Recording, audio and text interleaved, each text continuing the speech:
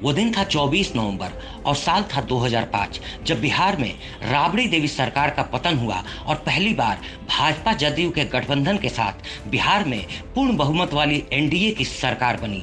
इस सरकार में नीतीश कुमार मुख्यमंत्री बने। हालांकि इससे पहले भी एक बार 3 मार्च साल 2000 में नीतीश कुमार ने बिहार के मुख्यमंत्री के तौर पर शपथ ली थी। तब नीतीश समता पार्टी में थे, लेकिन यह सरकार महज 7 दिन बाद ही चली गई थी।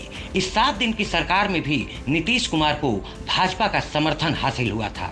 लेकिन 2005 में एक बार फिर से नीतीश कुमार पूर्ण बहुमत वाली मजबूत एनडीए सरकार में नए इरादों के साथ बिहार का मुख्यमंत्री बने थे। यह वो वक्त था जब बिहार की शिक्षा व्यवस्था लगभग दम तोड़ चुकी थी। इसलिए सरकार में आते ही नीतीश कुमार ने सबसे पहले शिक्षा और सामाजिक आर्थिक क्षेत्र में बदलाव की अपनी कोशिशें शुरू की। नीतीश का मानना था कि बिहार की लालू राबड़ी सरकार में जिस तथाकथित अधूरी सोशल जस्टिस की बात होती रही थी, उस सोशल जस्टिस की असली कहानी तब तक पूरी नहीं होगी जब तक कि पुरुषों के साथ साथ महिलाओं को भी शिक्षित नहीं किया जाता।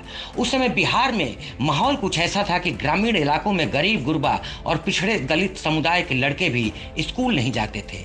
ऐसे में लड़कियों के लिए स्कूल की बात ही बेमानी थी। इसी को ध्यान में रखते हुए नीतीश कुमार ने पूरी तरह से पटरी से उतर चुकी स्कूली शिक्षा व्यवस्था और लड़कियों की पढ़ाई की स्थिति को सुधारने का फैसला लेते हुए अपना प्रयास शुरू किया। नीतीश ये चाहते थे कि उनकी सरकार कोई ऐसी योजना लाए जिसके जरिए बिहार के वंचित समाज की लड़कियां घर की चहारदीवारी से निकलकर स्कूल आना शुरू करें। इसके कुछ महीने बाद ही एक घटना घटी। हुआ ये कि नीतीश कुमार पटना जिला में एक सरकारी समारोह में शिरकत कर रहे थे। इस समारोह में स्कूलों में पढ़ने वाली कुछ दलित लड़कियों को साइकिल बांटा जा रहा था। साइकिल मिलने के बाद उन लड़कियों को मानो पंख लग गए थे। लड़कियां कतार में खड़ी होकर साइकिल चला चला कर एक एक कर जाने लगी।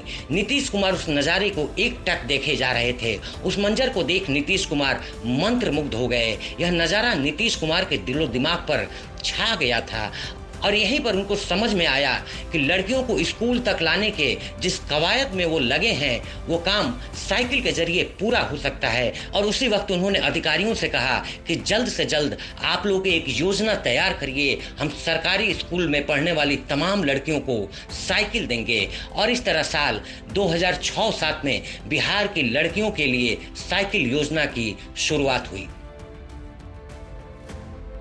जिसके तहत सरकारी स्कूल के कक्षा 9 में पढ़ने वाली लड़कियों को साइकिल खरीदने के लिए पैसा देने का प्रावधान किया गया, जो कि बिहार में बालिका शिक्षा के लिए युगांतकारी साबित हुआ। और देखते ही देखते यह दोपहिया क्रांति बिहार में विकास का एक मॉडल बन गया। बिहार के चप्पे चप्पे, यहाँ तक कि दूर दराज के इलाकों में भी साइकिल पर सवार लड़कियां स्कूल आते जाते दिखाई देने लगी। हर सुबह शाम बिहार की सड़कों पर ये नज़ारा लोगों को भाव विभोर कर देता था, जबकि इससे पहले बिहार के शहरों में भी बहुत कम ही लड़कियां साइकिल चलाती दिखती थी। नीतीश कुमार के इस साइकिल योजना ने बिहार में एक ऐसा सामाजिक क्रांतिकारी परिवर्तन किया जिसकी आवाज दूर देशों तक जाने लगी। इसी बारे में लंदन स्कूल ऑफ इकोनॉमिक्स में स्थापित ऑक्सफोर्ड यूनिवर्सिटी की एक इकाई इंटरनेशनल ग्रोथ सेंटर ने एक रिसर्च प्रकाशित किया। यह रिसर्च अप्रैल 2013 से जून 2013 के बीच हुआ था।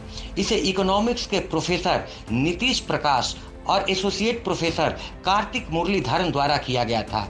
इस रिसर्च में उस डाटा का इस्तेमाल किया गया था जो घर घर जाकर इकट्ठे किए गए थे। इसमें बताया गया था कि बिहार की साइकिल योजना बेहद सफल रही थी। इसके लागू होने से स्कूलों में लड़कियों की न सिर्फ संख्या बढ़ी बल्कि उनके नामांकन में करीब 30% का इजाफा हुआ।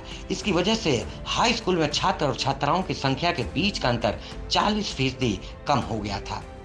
दरअसल इसकी वजह यह थी कि साइकिल ने लड़कियों के घर और स्कूल की दूरी को कम कर दिया था। यह तब्दीली खास तौर पर गांव के हाई स्कूलों में ज्यादा देखी गई।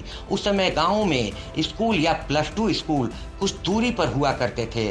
साइकिल की वजह से इस दूरी को तय करना आसान हो गया।